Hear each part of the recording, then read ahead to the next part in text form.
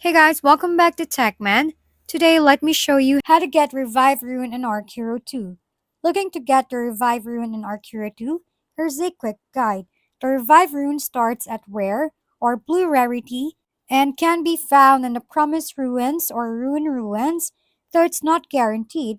Drop rates are pretty low, with only a 0.15 chance from the Glorious chests and even lower for Epic at just 0.04%. Still, you've got options. You can try your luck in guild shops where epic blessing runes cost 2,250 guild currency, but remember, there's no way to choose which epic rune you'll receive.